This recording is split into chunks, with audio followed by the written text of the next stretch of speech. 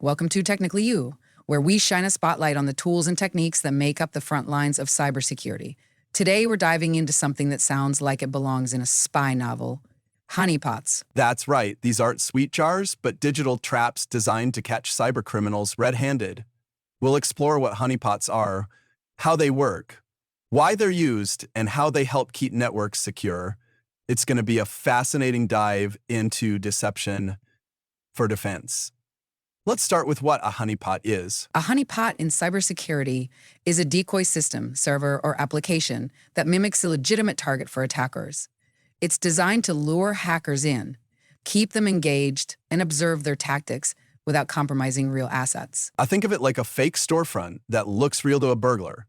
The moment they break in, alarms go off behind the scenes. Except in this case, instead of calling the cops, we sit back and watch. Let's share with our listeners what the types of honeypots are. There are several types of honeypots. Production honeypots are placed inside networks to improve security by acting as early warning systems. Research honeypots are used to study attacker behavior and methods in a more isolated setting. And you can classify them by level of interaction. Low interaction honeypots simulate services with limited engagement. High interaction honeypots are full-blown systems that engage attackers more deeply. Can we touch on how honeypots work? Absolutely. Honeypots are configured to look like real systems. They might have fake databases, usernames, passwords, and other attractive-looking information. When attackers interact with the honeypot, all their actions are logged and analyzed. And they can also be paired with honey nets, entire networks of honeypots, and integrate with intrusion detection systems, CIDS, and security information and event management, SEM platforms, for real-time insights. Now, why should a business use honeypots? Well, the beauty of a honeypot is that it reduces false positives. Any interaction with it is suspicious because there's no legitimate reason for anyone to access it. They help organizations identify new vulnerabilities, zero-day exploits, and attacker behavior patterns without putting real systems at risk. Cool. Now I'll cover what the benefits of honeypots are. Honeypots provide early detection of threats, intelligence gathering, they reduce noise for security teams, and are great for gathering legal evidence. And let's not forget their role in misdirection.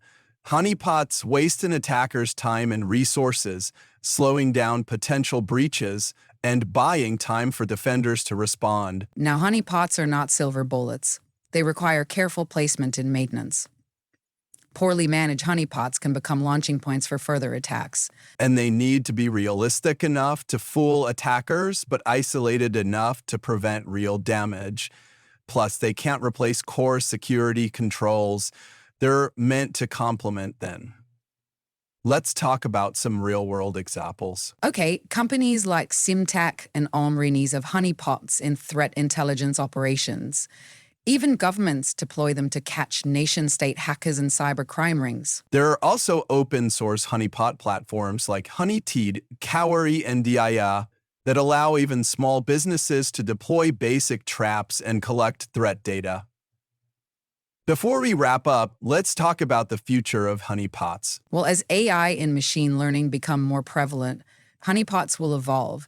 We're seeing the rise of intelligent honeypots that can adapt and respond to attacker behavior. And as cyber threats grow in sophistication, so will the decoys.